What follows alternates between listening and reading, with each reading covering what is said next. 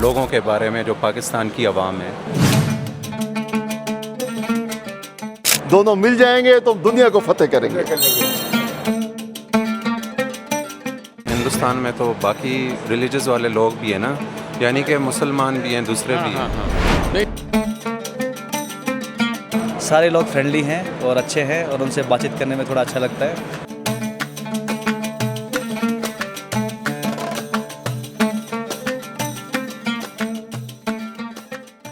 अस्सलाम वालेकुम फ्रेंड्स, मैं हूं यूसुफ शाह करार और अपने न्यू व्लॉग में आपको वेलकम करता हूं।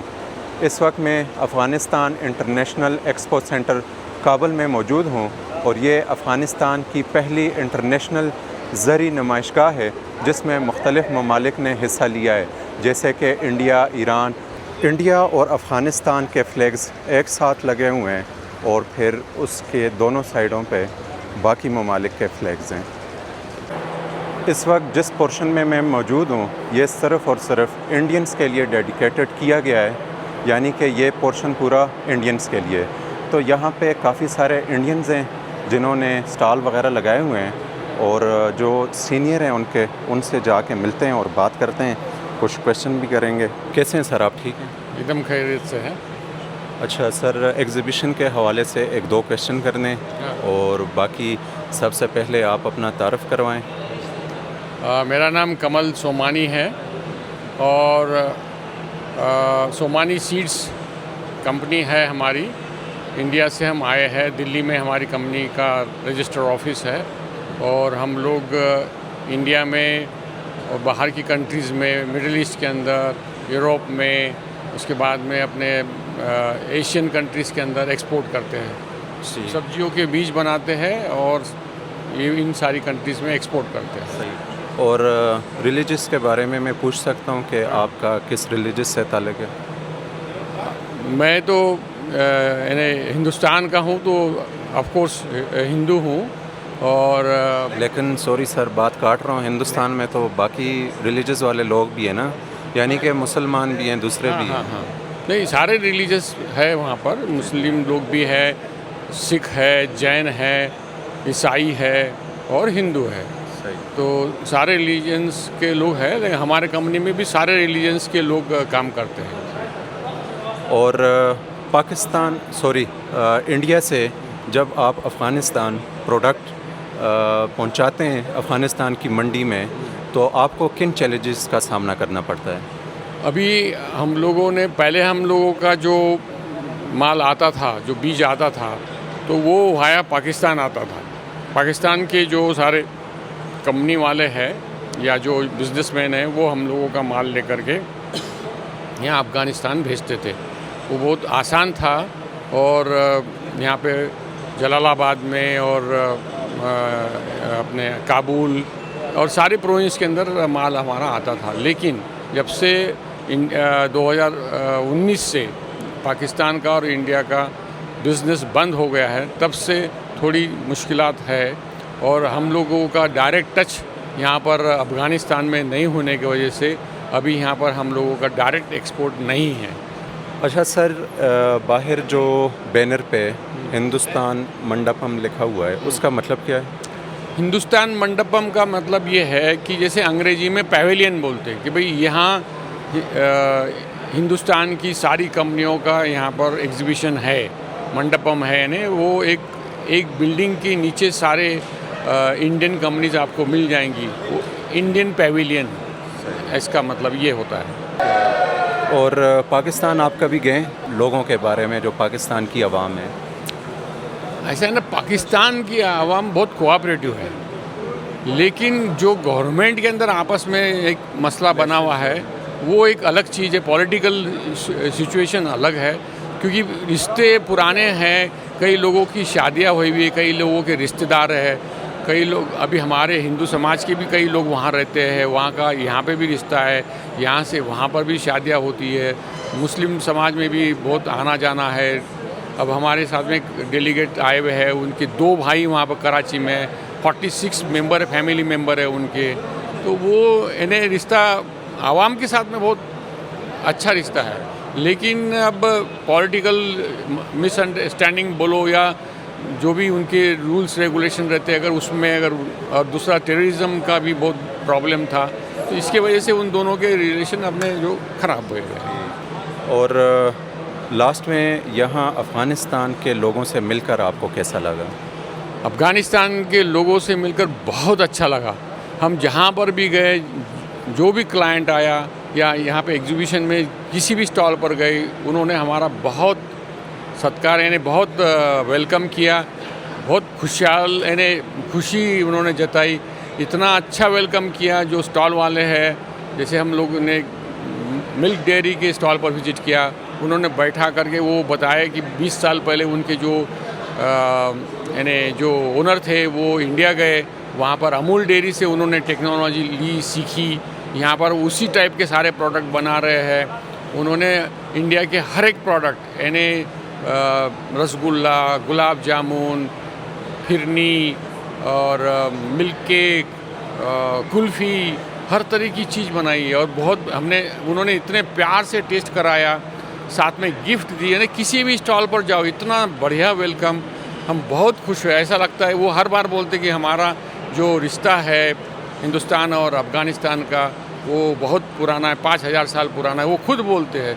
हमको सुनकर बहुत खुशी होती है और ऐसा हमको लगता है कि आने वाले 2-4 साल 5 साल के अंदर जब ये दोनों भी अफ़गानिस्तान और हिंदुस्तान की कंपनी साथ में मिल करके काम करेंगे तो बहुत अच्छा होगा और यहाँ पर यानी खुशहाली भी अच्छी आएगी। थैंक यू सर, आपका कीमती वक्त लिया तो शुक्रिया आपका। बहुत बहुत धन्यवाद, नमस्ते, शुक्रिया। अल्लाह ताला से, पावन अल्लाह से कि हिंदुस्तान और अफ़गानिस्तान की दोस्ती इसी तरह आपस में सलामत रहे और आगे बढ़े, मिलजुल के हम मुकाम तक पहुँचें। आपको हमारी ज़रूरत है, हमें आपकी ज़रूरत है। कुछ चीज़ें हमारे पास हैं, कुछ चीज़ें आपके पास हैं, दोनों मिल जाएंगे तो दुनिया को फतेह करेंगे। जिंदाबाद जिंदाबाद जिंदाबाद इंडो अफगान जिंदाबाद इंडो अफगान जिंदाबाद। बने चाहे दुश्मन जमाना हमारा, सलामत रहे दोस्ताना हमारा। आपका नाम क्या है? नवीन नेगी। नवीन नेगी। ये बताएं कि ये जो आपने ड्रेस पहना हुआ है यानी कि पठानों वाला, ये फ़र्स्ट टाइम पहना है या इससे पहले भी पहनते थे? ये मैंने फ़र्स्ट टाइम पहना है। तो पहन के आपको कैसा फ़ील हो रहा है? अच्छा लग रहा है पहली बार पहन के। और अब तो पहले तो हम यहाँ अफ़गानिस्तान आए थे, अब तो हम सबके साथ घुल मिल गए हैं। ठीक, अफ़गानिस्तान के लोगों के बारे में क्या कहते हैं आप, कैसे हैं लोग? सारे लोग फ्रेंडली हैं और अच्छे हैं और उनसे बातचीत करने में थोड़ा अच्छा लगता है। ऐसा लगता है कि हम सबको पहले से ही जानते हैं। सारे फ्रेंडली हैं और बात करने का तरीका अच्छा है और हिंदी काफ़ी बोलने की कोशिश करते हैं, तो अच्छा लगता है। बिल्कुल। और हमें भी अफ़गानिस्तानी भाषा सिखाते हैं। Thank you. और आप अगर बाहर जाएंगे ना तो आपको कोई जज नहीं कर पाएगा कि आप इंडिया से या पठान हैं, क्योंकि आप बिल्कुल सेम पठान ही लग रहे हैं। थैंक यू सर, ऐसे बोलने। थैंक यू, शुक्रिया। Thank you sir, thank you. चलें जी, अंदर चलकर देखते हैं कि अफ़गानिस्तान में क्या क्या रिप्रेजेंट किया गया है।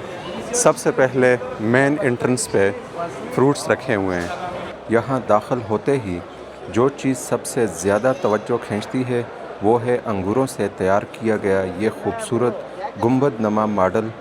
ज़रा इस कारीगरी को देखिए। इस एक मॉडल के अंदर 7 मुख्तलिफ़ अक़साम के अंगूर इस्तेमाल किए गए हैं। और अफ़गानिस्तान के मुख्तलिफ़ सूबों में से लोग आए हुए हैं इस नुमाइशगाह को देखने के लिए, जिसमें बच्चे भी हैं, जवान भी हैं, बूढ़े भी हैं और इसके अलावा औरतों के लिए अलग से एक हॉल बनाया हुआ है।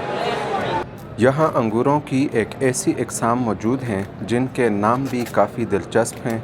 ये है लिम्बरगिनी, इसको रेड ग्लोब कहते हैं, ये वाले फिंगर ग्रेप्स और इसके अलावा बुलेट अंगूर शामिल हैं।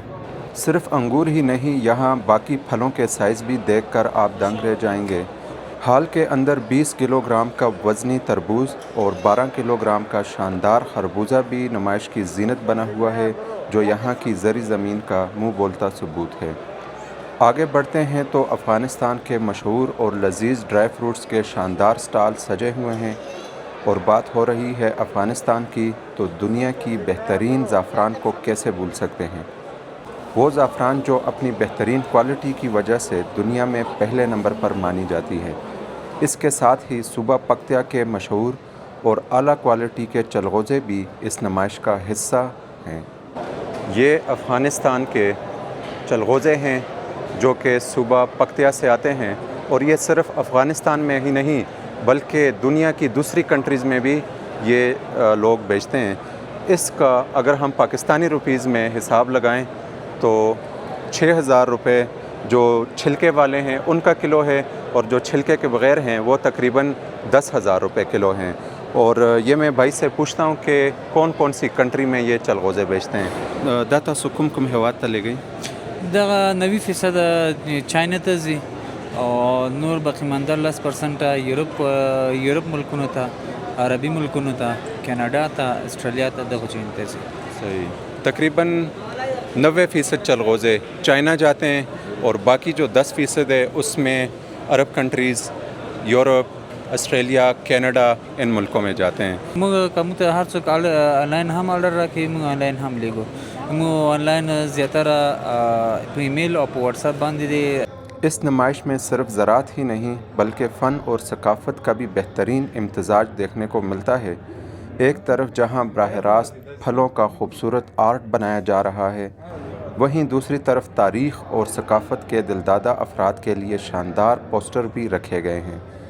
इनमें एक तरफ कदीम कैमरा सिस्टम का तारीख़ी पोस्टर है तो दूसरी तरफ अफ़गानिस्तान के कौमी खेल बुशकशी का खूबसूरत और जानदार पोस्टर भी मौजूद है जो यहाँ की देसी सकाफ़त की भरपूर अक्कासी करता है।